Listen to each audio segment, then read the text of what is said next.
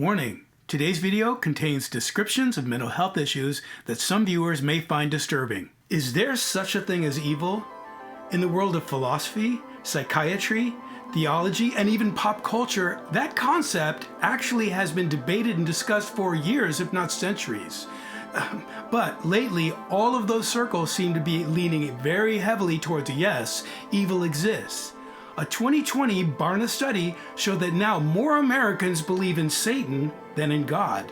That's a pretty big subject. So in today's story, we'll consider part one of what happened when a famous psychiatrist conducted a scientific analysis of evil and what finally convinced him that evil existed, but not only that, he had met Satan himself. If that's something you like to think about, welcome to Check Your Head Stories, where we consider the bright side of things that can be quite disturbing with tales of the miraculous, the curious, and the oddly beautiful. And if you want to help spread the cheer without losing your edge, be sure to press that like and subscribe button. Let's get to it. Check your head. What do you like to think about? Dr. Scott Peck, Harvard graduate and author of The Road Less Traveled, which spent 10 years on the New York Times bestseller list and sold an unprecedented 10 million copies, had always been devoted to the idea that self-discipline was key to spiritual evolution. But even in his book, he questioned whether self-determination and scientific thinking was enough to provide complete understanding of the human condition. He became troubled by the horrible behavior he saw displayed by many of his patients that seemed to be beyond the reach of psychiatric methods. He began to believe that, despite what some of his peers believed, that evil really did exist. He thought if evil could be defined as a mental illness and its symptoms identified, then it could become diagnosable and then subject to treatment. So he set out on a scientific quest. He began to do an analysis and case study, but his quest took him far beyond the usual halls of academia into an arena that he never expected. He released a report of his findings in what he called a work in process, a book called The People of the Lie. He warned that nothing he said on the matter should be taken as the final word on the subject, but it was only meant to help broaden current understanding. The following is the first of 3 accounts of its reported cases that grow progressively darker, and Dr. Peck's conclusions. Be sure to catch part 2 of this video for the rest. In the 1970s, George, a 34-year-old salesman, lived with his wife Gloria and 3 children in North Carolina. By all appearances, he seemed to be living the American dream. He was handsome, intelligent, successful, and conscientious, and by all appearances, he seemed to be well-adjusted, and so it was with his family. If anything, he maybe was a little too neat and a little too conscientious, and perhaps he spent a little bit too much time on the road serving his clients. But really, he saw that more of a strength than a weakness. The only thing that bothered him was every evening around sunset, he would become filled with a sense of dread. It was fall, and George had a business trip planned to Montreal to meet with a client. He and his wife Gloria had never been able to go and enjoy the fall foliage together, and they heard that there it was magnificent, so she joined him. On the last day, there in Canada, his wife Gloria asked if they could go and tour one of the beautiful cathedrals there. George was never a fan of churches. He'd grown up with an overly religious mother, but he agreed to go along. George endured walking through this dark, gloomy Gothic structure. He was relieved when the official tour was over. But Gloria was still excited and wanted to go take one last look at the stained glass, but George headed towards the exit, where he saw a contribution box. George was no friend of religion, and he had no desire to give anything at all. But then he was struck with a strange sense that if he didn't give something, his life would be threatened. He was annoyed at this irrational thought, but he reached into his pocket and pulled out the loose change he had. It was 55 cents. He dropped it into the offering box. And then it sounded like a piercing voice in his head. It said, "You will die at 55. George had no idea why this was so powerful to him, and he became full of fear, and he reached into his wallet and pulled out the available cash and stuffed it into the offering. That night, he didn't say anything to Gloria, but he was preoccupied by the thought. It just kept going over and over in his mind. After a mostly sleepless night, he was relieved when he woke up and the thought was no longer front and center. 2 weeks later, he was driving on the road in Kentucky. As he approached the curve in the road, he saw the traditional yellow sign with the curving arrow and the speed limit posted, and it said 45 miles per hour. Once again, he was struck with this piercing thought that came in the form of an authoritative voice that said, "You will die at 45. He did his best to shake it. This was meaningless. There was nothing to be afraid of, but the thought remained steadfast, plaguing him in his mind. It subsided after a few days, but a week later he was driving into Upton, North Carolina, and once again he heard that familiar voice. It said, "You will be murdered by a man named Upton." George was becoming concerned, but he still kept it to himself. This time the thought never completely subsided, but then 2 days later he was driving by an old railroad station, and as he drove by, his thoughts were interrupted once again, becoming his main thought. "The roof of that building will collapse with you inside, killing you." Now the thoughts came every day. George still kept it to himself, but he spent most of his time trying to quiet this tormenting inner voice. He became depressed, withdrawn, irritable, and he didn't enjoy anything. He continued to try to be productive at work because that's the only place he found any normalcy, so he kept up his rigorous appointment schedule. As he was driving to Roanoke, he was crossing the Roanoke Bridge, and he was struck once again with one of those thoughts. "This is the last time you will ever drive across this bridge." He took that to mean that if he were to ever cross that bridge again, he would die. This was no longer a conceptual problem. He was either going to have to drive hundreds of miles out of the way to avoid going across the bridge again, or drop many of his most profitable clients. As he lay in bed, he was tormented by the thoughts. So much so that he knew he had to take control of this. So he got himself up out of bed at 1 a.m., quietly got dressed, didn't wake up Gloria, and drove the 73 miles to Roanoke, drove across the bridge, drove a few blocks into the city, turned around, and drove the 73 miles back home. By the time he got home, it was almost dawn. But he had won. He had beaten the voices. There was a sense of triumph. But the win was short-lived because only 3 days later, he was driving by a construction site. They had dug a huge pit, and as he drove by, the voice came back to his mind and said, "Before they fill in that pit, you will drive into it and be killed." This made things worse than ever. He was feeling completely desperate. Once again, he lay in bed thinking, "I've got to go and face this." So once again, he got up, got dressed, and drove to the construction site. And as he drove by, this time he wasn't filled with a sense of triumph. He was filled with a sense of dread because he knew that this was just the beginning. He was going to have to do this over and over again. George continued the pattern. He was surprised that he'd been able to keep this from Gloria because he was getting up most nights and leaving for several hours. But after a few months, he couldn't do it anymore. He was deteriorating, and he broke down tearfully in front of Gloria and confessed what he'd been going through. It was Gloria who was aware of Dr. Peck, and through a friend, she was able to get an appointment. Dr. Peck recounts the conversation he had when he first met George. He explained to him that he had a classic obsessive-compulsive neurosis. He said, "The thoughts that you're having, that's your obsession.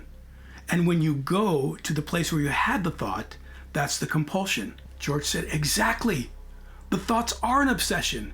And when I get the thought, that's bad enough, but it's the compulsion that's killing me. That's what's causing me to lose sleep. That's what's causing me to get up and go every night. Doing that, that's what's doing the damage." And then he looked earnestly at Dr. Peck and said, "Dr. Peck, do you think I'm going crazy?" Dr. Peck said, "No, I don't think you're going crazy. But you do have a significant problem. And I think we can work together to help you solve that problem. But if you're not willing to deal with these things that are troubling you, you're going to continue to be crippled in your life. The next time George came into Dr. Peck's office, he was full of confidence. He said, "Dr. Peck, I've been thinking about this, and I don't know if therapy's for me. I'm pretty much okay. Since I saw you last, I haven't had another one of those obsessive compulsive thoughts, whatever you call them. No, they've pretty much gone away. Maybe all I needed was just to get it out in the open, and now that I've done that, the problem has gone away." Now, I admit, my life isn't perfect, but my marriage, my work life, my parenting, pretty much everything else is on track. Dr. Peck probed a little deeper, and he got George to admit that things were maybe not quite as perfect as he had indicated. As far as his parenting, he confessed that he favored his youngest son, Christopher, more than the other two. And as for his marriage, he said, well, yeah, there's some tension, but it's only when Gloria's having one of her moods. And then when asked about his childhood, he admitted that it wasn't as happy as he may have projected. He said his father had been committed to a mental hospital after a breakdown. He was diagnosed with schizophrenia, and once he was committed, he never came home again. But he said, my mother, she was loving and attentive, and she made up for it. Now, she was a little too religious for my taste, and she dragged us to church 2 or 3 times a week, which I hated, but she was a good mother. And my grandparents were there. They kind of filled the void. We even lived with them for a while. So they were a loving support system. George also told Dr. Peck, he said, I meant to tell you, I had a memory this week since I saw you last. I had a compulsion much earlier in my life. I'd completely forgotten about it. When I was 13, I went through a time when I felt if I didn't touch a certain rock every day, that my grandmother would die. But, eventually I grew out of it. And I think that's what's happened here. I think that being able to come and see you and tell you what happened, and for you to reassure me that I wasn't crazy, well, that's enough. I think I'm getting past this, and so I want to thank you for helping me, and I just want to inform you I won't be continuing with therapy. Dr. Peck warned him that there was probably more to it than that. And he said, I suspect your symptoms will return since there hasn't been any meaningful change in your life to address why you got the symptoms in the first place. But George said, no, I think I'm just fine. And he was firm in his decision, and he said, thank you and goodbye. It was only 2 days later that George called Dr. Peck in distress. He said, Dr. Peck, you were right. The voice came back, and I just can't do this anymore. So he returned to therapy. Over the next 3 months, George returned to therapy twice a week. It became clear that he had been glossing over the problems in his life, which were far more severe than he originally let on. His marriage was in trouble. If they had any intimacy at all, it only happened once every couple of months, and then only when they were very drunk. Gloria's moods were constant, and they both had a growing resentment towards each other. Gloria was deeply depressed and described George as a weak, sniveling slob. George described her as distant, self-centered, and an ice queen. He admitted that he was mostly estranged from his older 2 children. The only meaningful relationship he had in his whole family is with his youngest son, Christopher. Dr. Peck discovered that George's childhood was not just less than happy, it was a traumatic horror story. He had to live with outbursts of rage and violence from his father until he was committed, and his mother was a religious fanatic. His loving grandparents? Not so. His grandfather had a rage problem and would severely beat his grandmother weekly. It was so severe that George thought he had to stay in the house all the time to be there to protect her, because he thought if he left, he would probably come home and find her murdered. George resisted remembering and sharing any of these memories. He would protest, what is the point of dredging up all this old ugliness? It's all in the past. There's no need to think back on these things. What I really need to do, my real problem is these obsessive thoughts. Are you going to help me with that? Dr. Peck challenged George's objections. He said, you use your symptoms to keep yourself from ever dealing with what's really going on in your life.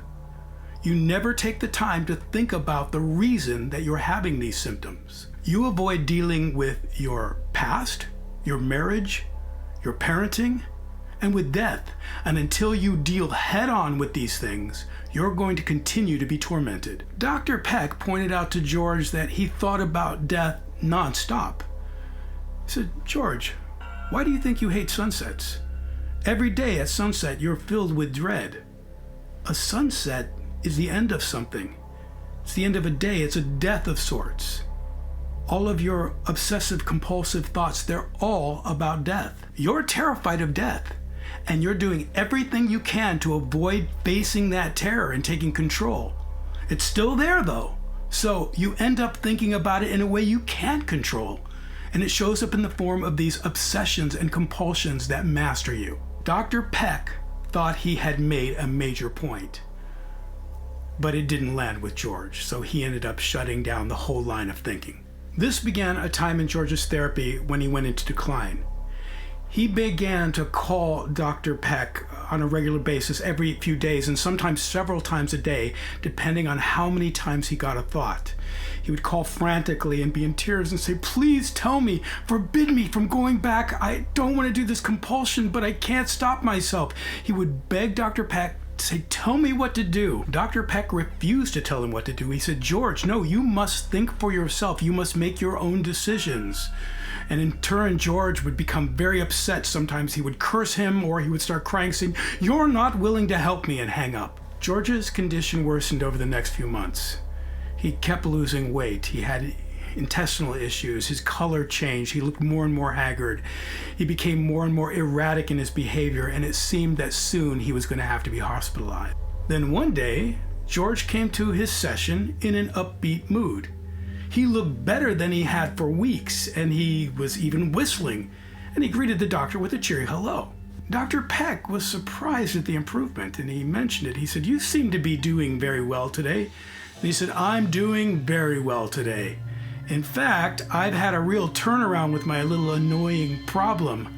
I haven't had a thought for days, and so I think I've got this thing licked." Dr. Peck asked him what's changed. He said, "Oh, nothing really. Nothing practically.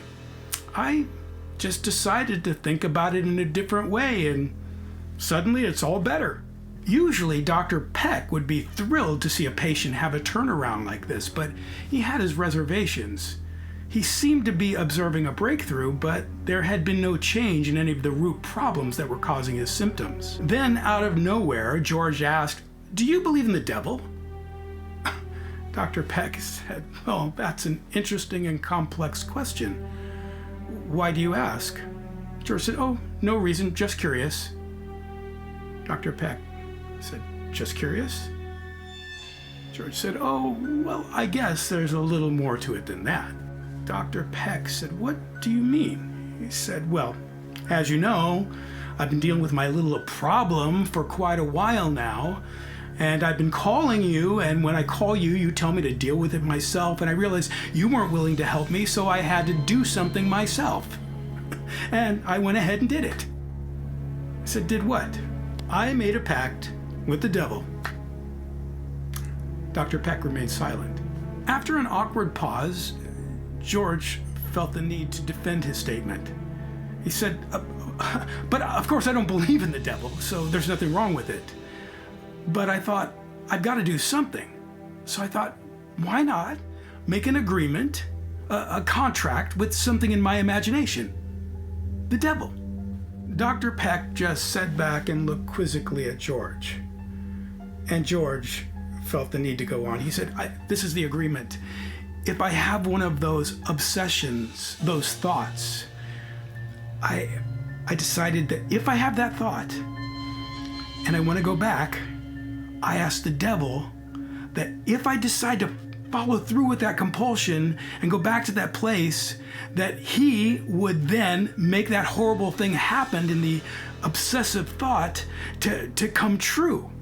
So you see, it wouldn't make any sense for me to go back to that place anymore, because then for sure what I was afraid of would happen. So I think it's working because I haven't had one of those thoughts for days. Dr. Peck simply said, I see. Then there was another awkward pause. Then George said, but I feel a little guilty. You feel guilty, George? Why do you feel guilty? Well, one really shouldn't make a pact with the devil, isn't that what they say? But I don't really believe in the devil, so it doesn't really mean anything. There was a silent pause that went on for 5 minutes. And when George couldn't take it anymore, he said, yeah, you know what, I left something out. He said, there's something else that I added to the pact, and it makes me feel a little more guilty. He said, a little more guilty? What's that, George? I decided that since I don't believe in the devil and this was just in my imagination, I had to kind of up the ante if I was going to make this thing work. And as you know, there's no one or nothing more important in my life than my son Christopher. So when I was making this bargain, I said, all right, if I go back to that place again, after I have one of my obsessive thoughts, if I follow through with my compulsion, not only did I ask the devil to make sure that whatever I thought was going to happen would happen, but that also my son Christopher would die an early death. What do you think?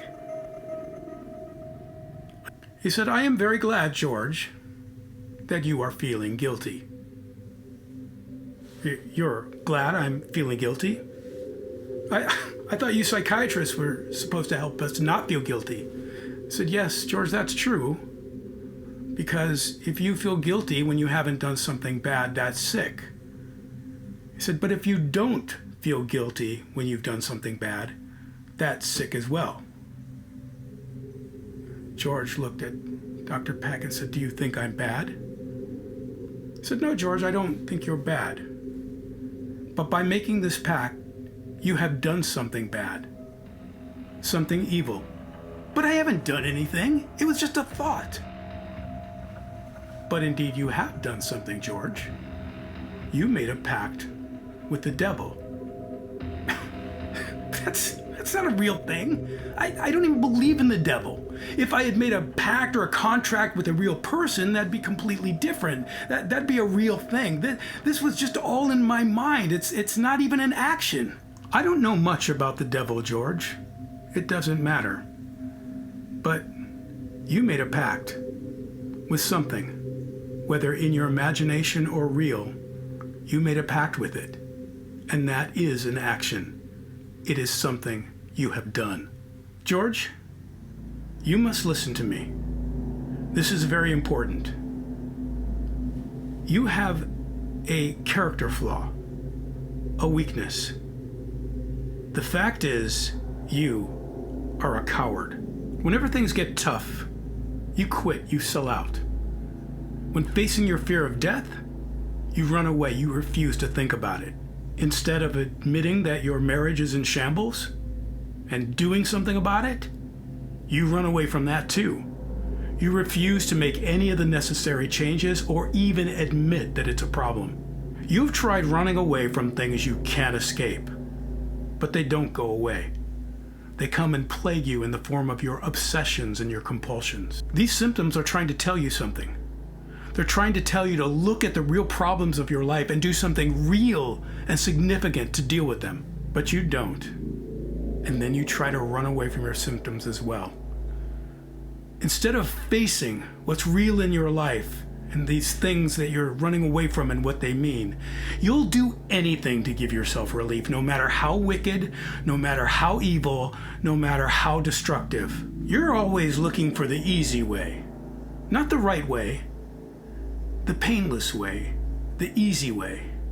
You're so desperate to avoid that hard, painful way that you'll do anything to avoid it, even if it means you sell your own soul to the devil or sacrifice your own son. I'm glad you feel guilty, George, because if you didn't feel guilty about how far you have gone to take the easy way, you would be far beyond my help.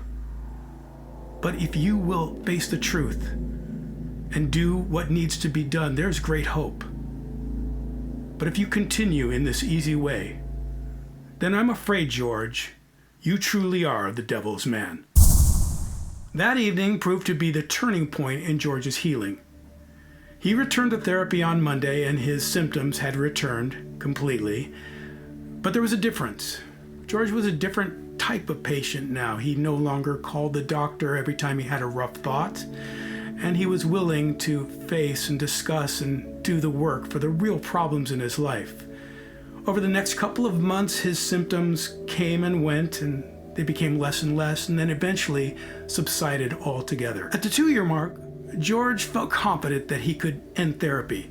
Although he agreed that George could go on and live a normal life without an obsessive-compulsive disorder, Dr. Peck was not completely satisfied with George's outcome. He thought that George had stopped short, but he wasn't completely sure how he had missed the mark.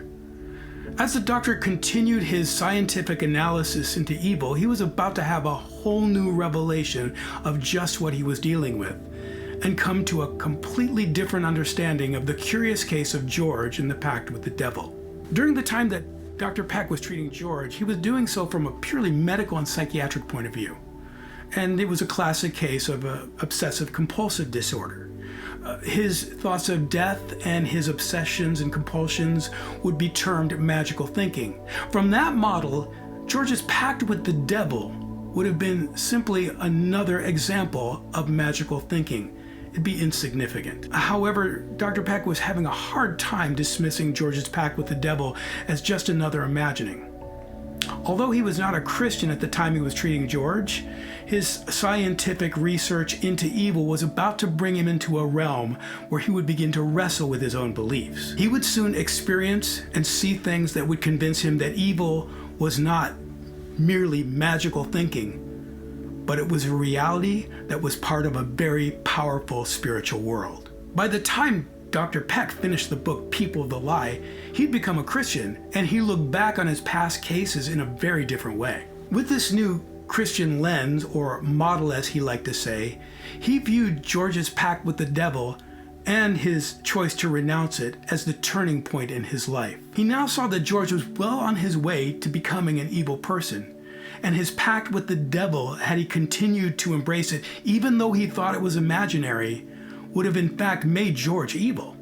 Fortunately, George made the right choice and avoided sealing his fate and infecting everyone in his sphere of influence and beyond as a force of evil. Dr. Peck was eventually going to come to believe that the entirety of the human race was locked in a battle of good and evil, God and the devil, and it was fought out in the battlefield of the human soul. In part 2 of this video, we'll consider 2 shocking stories from Dr. Peck's case studies that overwhelmingly convinced him that not only is evil real, but there were real demons and a real devil who he reports to have personally met. So, is evil real?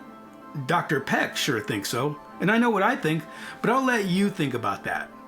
And I hope you did like thinking about it, because that's what this channel is all about. So be sure to like and subscribe, because there's more coming up with weekly uploads here at Check Your Head Stories.